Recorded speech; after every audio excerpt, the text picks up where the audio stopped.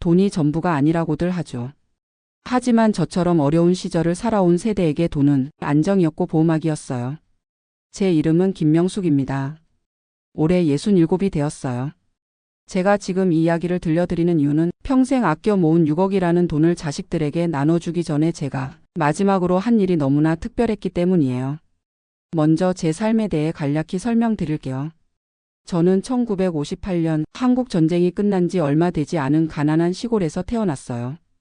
부모님은 저를 포함해 자녀 넷을 키우시느라 항상 허리가 굽었죠.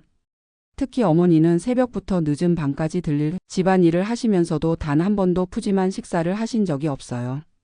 항상 자녀들 그릇에 먼저 음식을 담아주시고 본인은 남은 것들로 끼니를 때우셨죠. 그런 어머니를 보며 자란 저는 어릴 때부터 돈이 있으면 어머니가 그렇게 고생하지 않으실 거라고 생각했어요. 17의 고등학교를 졸업하자마자 서울로 올라와 작은 전자제품 공장에 취직했죠.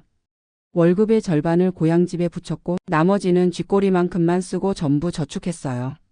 비누 한 장도 아껴 쓰고 낡은 옷은 기워 입고 꼭 필요한 것 외에는 사지 않았죠. 그렇게 23세 지금의 남편 정영호 씨를 만났어요.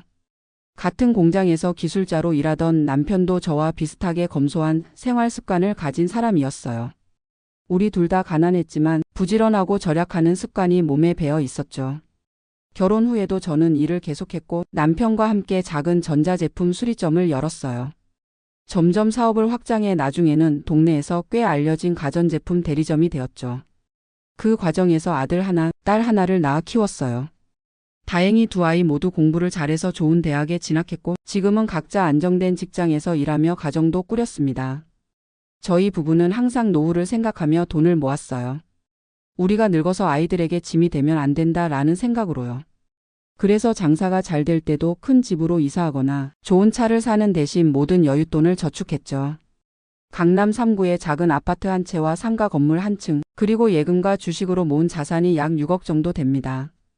결코 큰 부자는 아니지만 우리 같은 서민이 평생 모으기에는 적지 않은 금액이죠. 남편은 3년 전 갑작스러운 심장마비로 세상을 떠났어요. 갑자기 혼자가 된 저는 모든 것이 무의미하게 느껴졌죠. 40년 넘게 함께했던 사람이 사라진 빈자리는 어떤 돈으로도 채울 수 없었으니까요. 그렇게 1년 정도 우울한 시간을 보내던 어느 날 딸 수진이가 저에게 말했어요. 엄마, 평생 고생만 하셨는데 이제는 엄마를 위한 시간을 가져보는 게 어때요? 아껴두신 돈의 일부라도 써서 평소 가고 싶었던 곳에 가보세요. 처음에는 황당한 제안으로 들렸어요. 평생 한 푼이라도 더 모으려고 애쓴 제가 갑자기 돈을 써버린다는 생각을 하니 손발이 떨렸죠. 하지만 밤새 생각해보니 남편도 같은 말을 할 것 같았어요. 평생 검소하게 살면서도 가끔 남편이 저에게 했던 말이 떠올랐습니다. 명수가, 우리가 이렇게 아끼는 게 나중에 후회하는 거 아닐까? 인생은 한 번뿐인데. 그때마다 저는 나중에 여유가 생기면 하자고 대답했지만 그 나중은 결국 오지 않았고 남편은 단 한 번의 해외여행도 못하고 세상을 떠났어요. 그렇게 딸의 제안을 받아들였고 자식들에게 재산을 나누기 전에 마지막으로 제 인생에서 가장 호화로운 낭비를 해보기로 결심했습니다. 가장 가보고 싶었던 북유럽 3개국을 3주간 여행하기로 했죠. 노르웨이, 스웨덴, 덴마크. 젊을 때부터 TV에서 볼 때마다 마음을 빼앗겼던 나라들이었어요. 깨끗한 자연, 행복한 사람들, 그리고 노인들도 존중받는 사회. 저에게는 동화 같은 나라들이었죠. 여행사 상담을 받아보니 3주 일정으로 3나라를 다녀오는 패키지가 있었어요. 비용은 1인당 약 800만 원. 숨이 턱 막혔죠. 800만 원이면 제가 공장에서 1년을 일해야 모을 수 있었던 돈인데 그걸 단 3주 여행에 써버린다니요. 며칠을 고민하다가 결국 용기를 내서 예약을 했어요. 이게 제 인생 처음이자 마지막 해외여행이 될 거라고 생각했거든요. 그리고 제 여행 경비로 딱 1천만 원을 별도 통장에 마련했습니다. 여행 경비 800만 원과 현지에서 쓸 용돈 200만 원으로요. 출발하기 전날 밤 가방을 싸면서 저는 떨리는 마음을 진정시킬 수 없었어요. 67세의 나이에 처음으로 혼자 해외여행을 떠난다는 것이 너무나 비현실적으로 느껴졌거든요. 외국어도 못하고 혼자 비행기를 타본 적도 없는데 과연 잘할 수 있을까 걱정됐죠. 하지만 이미 결정했으니 뒤로 물러설 수는 없었어요. 그렇게 2025년 5월 인천공항에서 핀란드 항공 비행기에 올랐습니다. 헬싱키를 경유해 첫 목적지인 노르웨이 오슬로로 향하는 11시간의 비행이었죠. 비행기 안에서 처음으로 비즈니스석이라는 걸 경험했어요. 평생 아껴 쓰던 저로서는 상상도 못했던 호사였죠. 넓은 좌석, 친절한 서비스, 맛있는 기내식. 처음으로 돈 쓰는 맛이라는 걸 느꼈어요. 오슬로에 도착했을 때 공항에는 여행사 가이드가 저를 기다리고 있었습니다. 다행히 같은 패키지 여행객 중에 저와 비슷한 연령대의 한국인 부부와 여성 3분이 더 계셨어요. 모두 저처럼 은퇴 후에 꿈에 그리던 북유럽 여행을 온 분들이었죠. 노르웨이의 첫인상은 청량함이었어요. 5월의 오슬로는 맑고 선선했고 공기는 너무나 깨끗해서 깊게 숨을 들이쉬면 폐가 씻기는 것 같았죠. 도시는 깔끔하고 정돈되어 있었고 사람들은 여유롭게 걸어 다녔어요. 가장 인상적이었던 건 노르웨이 사람들의 노인에 대한 태도였어요. 길에서 만나는 노인들은 한국의 노인들처럼 구부정하거나 초라해 보이지 않았어요. 자신감 넘치는 걸음걸이와 밝은 표정으로 당당하게 거리를 활보하고 있었죠. 버스에서는 젊은이들이 노인에게 자리를 양보하는 것이 너무나 자연스러웠고 카페에서도 노인들이 혼자 또는 친구들과 여유롭게 시간을 보내고 있었어요. 우리 일행이 묵은 호텔은 오슬로 중심가에 있는 4성급 호텔이었어요. 제 방은 깔끔하고 아늑했으며 창문 너머로는 오슬로의 아름다운 지붕들과 멀리 보이는 피요르드가 펼쳐져 있었습니다. 방에 들어서자마자 저도 모르게 탄성이 나왔어요. 와, 이런 곳에서 내가 잔다니. 첫날 저녁 우리 일행은 호텔 근처 현지 레스토랑에서 환영 만찬을 했어요. 제 인생 처음 먹어보는 노르웨이 연어 요리와 술록고기 스테이크. 생소했지만 맛있었어요. 그리고 처음으로 와인이라는 것도 제대로 마셔봤죠. 평생 소주나 맥주만 가끔 마셨던 저에게 와인의 깊은 맛은 새로운 발견이었어요. 식사 중에 같은 일행 중 한 분이 저에게 물었어요. 혼자 여행 오셨네요? 용기 있으시네요? 저는 웃으며 대답했습니다. 평생 한 번도 이런 호사를 부려본 적이 없어요. 남편이 3년 전에 갑자기 세상을 떠났는데 그때 깨달았어요. 인생은 생각보다 짧다는 걸요. 그래서 자식들에게 재산 물려주기 전에 마지막으로 제 인생에서 가장 큰 낭비를 해보기로 했죠. 그러자 다들 공감한다는 듯 고개를 끄덕였어요. 비슷한 이유로 여행을 온 분들이 많았거든요. 누군가는 평생 일만 하다가 건강을 잃고 나서야 여행을 결심했다고 했고 또 다른 분은 손주를 돌봐주느라 미뤄왔던 꿈을 이제야 이루게 됐다고 했죠. 그날 밤 호텔 방에 혼자 누워 천장을 바라보며 생각했어요. 내가 지금 정말 노르웨이에 와 있는 건가? 믿기지 않았지만 창밖으로 보이는 낯선 풍경이 현실임을 증명해주고 있었죠. 다음 날부터 본격적인 관광이 시작됐어요. 오슬로의 비겔란 조각공원, 무리크 미술관, 노벨 평화센터를 둘러보고 오슬로 피요르드 유람선을 타기도 했죠. 그 중에서도 가장 기억에 남는 건 노르웨이 포크 박물관이었어요. 박물관에서는 노르웨이 사람들의 전통적인 삶의 방식을 볼 수 있었는데 특히 눈길을 끈 것은 그들의 검소함이었어요. 추운 겨울을 이겨내기 위해 모든 것을 아끼고 재활용하는 문화가 어쩐지 저와 비슷하다고 느꼈죠. 하지만 결정적인 차이점도 있었어요. 그들의 검소함은 부족함에서 오는 것이 아니라 자연과 조화롭게 살기 위한 가치관에서 비롯된 것이라는 점이었죠.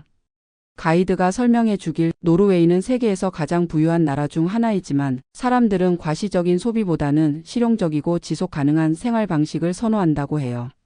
석유에서 나오는 수익을 국부펀드로 모아 미래 세대를 위해 저축하고 환경을 생각해 전기차를 적극 활용하며 필요 이상으로 큰 집이나 비싼 옷에 돈을 쓰지 않는다고 했죠. 그 말을 들으며 저는 제 삶을 돌아보게 됐어요. 저도 평생 검소하게 살았지만 그것은 부족함과 두려움에서 비롯된 것이었어요. 더 나은 미래를 위한 적극적인 선택이 아니라 가난했던 과거에 대한 트라우마 때문이었죠. 그날 저녁 호텔 레스토랑에서 혼자 식사를 하고 있을 때였어요. 옆 테이블에 백발의 노르웨이 노부부가 앉았는데 그들의 모습이 너무 인상적이었어요. 화려하진 않지만 깔끔하고 세련된 옷차림, 서로를 바라보는 따뜻한 그리고 존중하는 눈빛. 그리고 무엇보다 여유로운 웃음소리가 참 부러웠어요. 용기를 내서 영어로 인사를 건넸어요. 제 서툰 영어에도 그들은 친절하게 대화에 응해주었고 심지어 한국에 대해서도 알고 있었어요. K-드라마를 좋아한다며 특히 오징어 게임과 파친코를 재미있게 봤다고 하더군요. 그분들은 올해로 결혼 45주년이라며 매년 결혼 기념일에 호텔에서 특별한 저녁 식사를 한다고 했어요. 두 분 다 70대 중반이었지만 여전히 일주일에 2번씩 하이킹을 하고 겨울에는 크로스컨트리 스키도 즐긴다고 했죠. 우리는 돈보다 시간과 경험을, 물질보다 관계를 중요하게 생각해요. 그게 우리가 행복하게 나이 들 수 있는 비결이죠. 그 말이 제 마음을 강하게 울렸어요. 돈을 모으는 데만 집중했던 저희 부부와는 너무나 다른 가치관이었거든요. 노르웨이에서의 4일이 지나고 우리 일행은 기차를 타고 스웨덴 스톡홀름으로 이동했어요. 창밖으로 펼쳐지는 숲과 호수의 풍경이 너무 아름다워서 저는 계속 창밖만 바라보았죠. 그런데 문득 이런 생각이 들었어요. 내가 이 나이에 오게 될 줄 알았다면 남편과 함께 좀 더 일찍 왔을 텐데. 스톡홀름은 북유럽의 베니스라 불릴 만큼 물과 함께 어우러진 아름다운 도시였어요. 작은 섬들로 이루어진 구시가지 감나스타는 중세시대의 건물들이 그대로 보존되어 있어 마치 동화 속에 들어온 것 같았습니다. 스톡홀름에서 가장 기억에 남는 곳은 바사 박물관이었어요. 1628년에 침몰했다가 333년 만에 인양된 전함 바사호를 볼 수 있는 곳이었죠. 처음 침수된 후 3세기가 넘는 시간 동안 바다 밑에 있다가 기술의 발전으로 다시 세상에 나오게 된 이 배를 보면서 저는 묘한 공감을 느꼈어요. 나도 수십 년 동안 검소함이라는 내 자신이 만든 바다 밑에 가라앉아 있었구나. 그리고 이제야 인생의 마지막 장에서 비로소 빛을 보고 있는 거야. 스웨덴에서 저를 가장 놀라게 한 것은 피카FIKA라는 문화였어요. 피카는 커피를 마시며 달콤한 빵을 먹고 사람들과 대화를 나누는 휴식 시간인데 스웨덴 사람들에게는 거의 의무처럼 여겨진다고 해요. 바쁜 일상 속에서도 피카 시간만큼은 일을 중단하고 관계와 대화에 집중한다는 거예요. 우리 일행도 현지인처럼 피카를 경험해보기 위해 스톡홀름의 오래된 카페에 갔어요. 시나몬 번과 커피를 주문하고 창가에 앉아 천천히 대화를 나누었죠.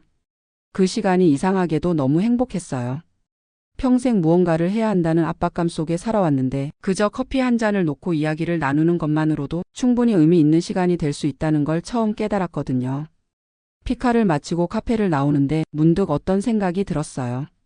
지금까지 살아오면서 남편과 커피 한 잔을 놓고 이렇게 여유롭게 대화를 나눈 적이 몇 번이나 있었을까? 아마 손으로 꼽을 수 있을 정도로 적었을 거예요. 늘 일이 먼저였고 돈을 모으는 게 우선이었으니까요. 스웨덴에서의 일정 중에 스톡홀름 외곽에 있는 노인 복지시설을 방문할 기회가 있었어요.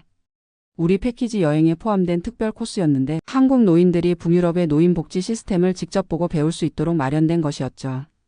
그곳은 제가 상상했던 요양원과는 완전히 달랐어요. 마치 고급 호텔 같은 환경과 시설, 그리고 무엇보다 그곳에 사는 노인들의 얼굴에서 웃음이 떠나지 않았어요. 각자 개인 방이 있었고 취미 활동을 할 수 있는 다양한 공간과 프로그램이 있었으며 의료 서비스도 24시간 제공되고 있었습니다. 특히 인상적이었던 건 그곳에 사는 80대 할머니 한 분이 직접 만든 예술 작품들이었어요. 할머니는 70세 이후에 그림을 배우기 시작했다고 하는데 지금은 지역 미술관에서 전시회도 할 정도로 실력이 좋아졌다고 해요. 인생은 언제 시작해도 늦지 않아요. 중요한 건 시작하는 용기지요. 할머니의 그 말이 저를 깊이 생각하게 만들었어요. 저는 67세. 아직 새로운 것을 배우고 경험하기에 늦지 않은 나이인데 왜 스스로를 이제 인생의 끝자락에 있다고 생각했을까요? 스웨덴에서의 5일이 지나고 우리는 마지막 목적지인 덴마크 코펜하겐으로 향했어요. 코펜하겐은 앞서 방문한 두 도시와 또 다른 매력이 있었어요. 알록달록한 건물들, 자전거를 타고 다니는 사람들, 그리고 어디에서나 느껴지는 휘게하이그램그램이라는 덴마크식 아늑함이 있었죠. 덴마크에서 가장 인상적이었던 것은 사람들의 워라벨이었어요. 가이드 설명으로는 덴마크 사람들은 대부분 오후 4시면 퇴근해서 가족과 함께 저녁 시간을 보낸다고 했어요. 주말에는 거의 일하지 않고 연간 6주의 휴가도 당연하게 사용한다고 하더군요. 일을 위해 사는 게 아니라 삶을 위해 일하는 거예요. 가이드의 이 말이 제 마음을 찔렀어요. 저는 평생 일을 위해 살았던 사람이었으니까요. 가게 문을 열고 닫는 것이 하루의 시작과 끝이었고 명절에도 짧게 쉬는 것이 전부였죠. 가족 여행이나 취미생활은 나중에 여유가 생기면 하자며 계속 미뤄왔고요.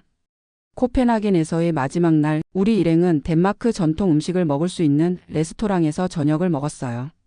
스모르브로, 플레스케스테이 같은 음식들과 함께 덴마크 전통 술인 아쿠아비트도 한 잔씩 마셨죠. 식사를 마치고 호텔로 돌아오는 길에 저는 혼자 조금 걷고 싶다고 해서 일행과 헤어졌어요. 날이 길어 저녁 9시가 넘었는데도 하늘은 아직 밝았고 사람들은 공원과 광장에서 여유롭게 시간을 보내고 있었죠. 티볼리 공원 근처를 걷다가 나이 지긋한 덴마크 할아버지를 만났어요. 벤치에 앉아 책을 읽고 계셨는데 나이가 90은 넘어 보였지만 혼자서 산책을 나올 정도로 건강해 보였어요. 제가 지나가는데 그분이 먼저 웃으며 인사를 건네셨고 곧 이야기를 나누게 되었어요. 할아버지의 이름은 안데르스였고 은퇴한 교수라고 했어요. 제가 한국에서 왔다고 하자 반갑게 한국에 대해 물으셨고 저는 최대한 영어로 제 상황을 설명해 드렸어요. 평생 검소하게 살았고 이제 자식들에게 유산을 물려주기 전에 마지막으로 이런 여행을 오게 되었다고요. 안데르스 할아버지는 잠시 생각에 잠기더니 말씀하셨어요. 인생에서 가장 귀중한 재산은 돈이 아니라 시간이요. 시간은 돈처럼 저축할 수 없으니 지금 이 순간을 즐기는 게 가장 현명한 투자지요. 그 말을 듣는 순간 눈물이 왈칵 쏟아질 뻔했어요.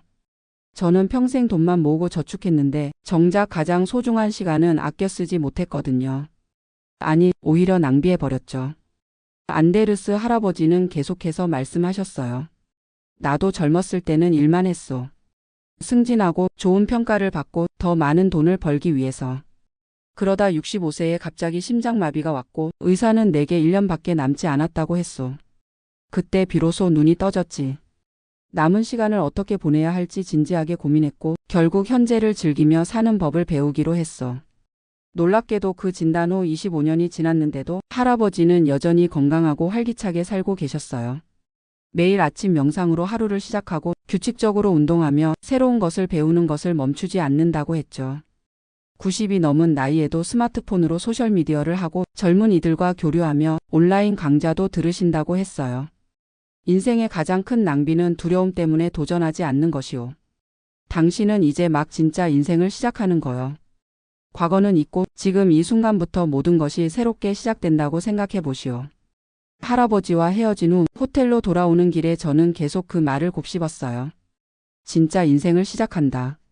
67세의 이 말을 들으니 웃기기도 했지만 한편으로는 가슴이 벅차오르는 느낌도 들었어요. 그날 밤 호텔 방에서 저는 오랜만에 일기를 썼어요. 여행 중에 느낀 점, 만난 사람들, 그리고 새롭게 깨달은 것들을. 그리고 마지막에 이런 문장을 적었습니다. 오늘부터 나는 돈이 아닌 경험을 모으는 삶을 살기로 했다. 3주간의 여행이 끝나고 한국으로 돌아오는 비행기 안에서 저는 귀국 후의 삶에 대해 구체적인 계획을 세웠어요. 더 이상 무의미하게 시간을 보내지 않겠다고 다짐했죠. 첫째, 그동안 미뤄왔던 취미생활을 시작하기로 했어요. 항상 배우고 싶었던 수채화와 영어를 정식으로 배우기로 했죠. 둘째, 건강관리에 더 신경 쓰기로 했어요. 걷기와 수영을 규칙적으로 하고 식단도 개선하기로 했죠. 셋째, 주변 사람들과 더 의미 있는 관계를 맺기로 했어요. 오랫동안 연락이 끊겼던 친구들에게 먼저 손을 내밀고 자식들과도 더 진솔한 대화를 나누기로 했죠. 넷째, 사회에 환원하는 삶을 살기로 했어요. 지역 복지관에서 봉사활동을 시작하기로 했죠. 그리고 마지막으로 6억이라는 제 재산을 어떻게 처리할지도 결정했어요. 자식들에게 일부는 물려주되 모든 것을 주지는 않기로 했어요. 일부는 제가 앞으로의 삶을 더 풍요롭게 살기 위한 자금으로 또 일부는 사회에 환원하기 위한 기부금으로 사용하기로 했죠. 한국에 도착한 후 서둘러 아들과 딸을 만났어요. 두 아이에게 여행 경험을 자세히 들려주고 제 새로운 결심에 대해서도 이야기했죠. 처음에 아이들은 조금 놀란 눈치였지만 곧 저의 결정을 응원해 주었어요. 엄마, 정말 행복해 보이세요.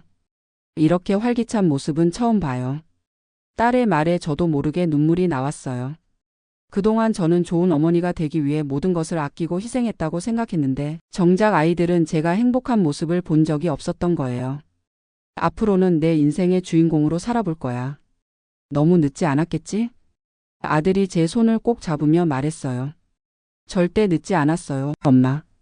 오히려 지금이 딱 좋은 때예요.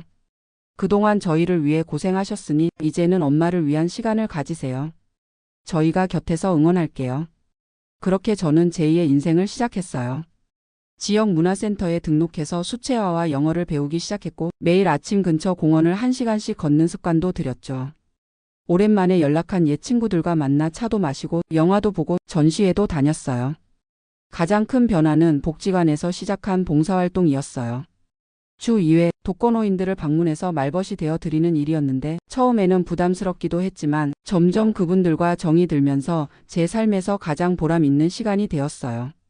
저보다 더 어려운 환경에 계신 분들을 만나면서 제가 얼마나 많은 것을 가지고 있는지, 얼마나 감사해야 하는지 깨달았죠. 특히 기억에 남는 분은 박순자 할머니 83세였어요. 평생 가정주부로 사셨고 남편이 일찍 돌아가신 후 혼자 사시는 분이었는데 집에는 책이 가득했어요. 할머니는 60세에 처음으로 대학에 입학해서 문학을 공부하셨고 지금은 시를 쓰신다고 했어요. 나이는 숫자에 불과해. 하고 싶은 게 있으면 지금 바로 시작하는 거야. 내일이 올지 안 올지는 아무도 모르니까. 할머니의 그 말이 저에게 또 한 번의 큰 용기를 주었어요. 저도 그동안 막연히 배우고 싶었던 미술을 본격적으로 공부해 보기로 했죠. 취미가 아닌 정말 제대로 배워보고 싶었거든요. 그래서 담당 선생님께 개인 레슨을 부탁드렸고 주 3회씩 집중적으로 수채화를 배우기 시작했어요. 처음에는 손이 떨려서 선 하나 제대로 긋지 못했지만 꾸준히 연습하다 보니 조금씩 나아졌죠. 6개월 정도 지났을 때 선생님이 제게 깜짝 제안을 하셨어요. 어르신의 그림이 정말 발전이 빠르세요. 특히 여행 추억을 그린 작품들은 감성이 특별해요. 우리 문화센터에서 하는 실버 작가 전시회에 참여해 보시는 건 어떨까요? 처음에는 부끄럽고 자신이 없었지만 용기를 내서 전시회에 참가하기로 했어요. 북유럽 여행에서 찍은 사진들을 바탕으로 수채화 작품 10점을 준비했죠. 노르웨이의 피오르드, 스웨덴의 감나스탄, 덴마크의 니아온 등 여행 중 가장 인상 깊었던 장면들이었어요. 전시회 날 놀랍게도 제 작품들이 사람들에게 꽤 좋은 반응을 얻었어요. 특히 인생의 전환점 마이너스 북유럽에서라는 제목의 연작이 많은 분들의 공감을 얻었죠. 심지어 지역 신문에서 인터뷰 요청이 와서 67세에 시작한 새로운 도전이라는 제목으로 기사도 실렸어요. 그 기사를 본 딸이 말했어요. 엄마, 당신은 요즘 완전히 다른 사람이 됐어요. 이렇게 행복해하는 모습이 너무 보기 좋아요. 딸의 말에 저는 새삼 깨달았어요. 제가 평생 아끼고 모았던 돈보다 지금 이렇게 새로운 삶을 살면서 느끼는 행복과 성취감이 훨씬 더 가치 있다는 것을요. 북유럽 여행 후 1년이 지난 시점에 저는 자식들에게 유산 문제를 공식적으로 이야기했어요. 변호사와 상담 후 작성한 유언장을 보여주며 제 재산을 어떻게 분배할 계획인지 설명했죠. 먼저 6억 중 3억은 아들과 딸에게 각각 1억 5천만 원씩 물려주기로 했어요. 그들이 앞으로 살아가는데 어느 정도 도움이 되길 바라는 마음에서요. 나머지 3억 중 1억 5천만 원은 제가 앞으로 1020년 더 살면서 필요한 생활비와 의료비로 남겨두었고 마지막 1억 5천만 원은 사회 환원을 위해 몇 개의 단체에 기부하기로 했어요. 특히 저소득층 노인들을 위한 문화예술 프로그램과 홀로 사는 어르신들을 위한 복지단체 그리고 예술 교육을 받지 못하는 아이들을 위한 장학금으로 나눠서 기부하기로 했죠. 처음에 아이들은 조금 놀란 듯 했어요. 아마도 모든 재산을 물려받을 거라고 기대했을지도 모르죠. 하지만 곧 제 결정을 이해하고 지지해 주었어요. 엄마가 평생 모으신 돈이니 엄마가 원하시는 대로 쓰세요. 오히려 이렇게 의미 있게 사용하시는 모습이 자랑스러워요. 아들의 그 말이 저를 무척 감동시켰어요. 제 아이들이 이렇게 성숙하고 이해심 많은 어른으로 자랐다는 것이 어쩌면 제가 남길 수 있는 가장 큰 유산이 아닐까 싶었거든요. 그렇게 저는 67세에 인생 2막을 시작했어요.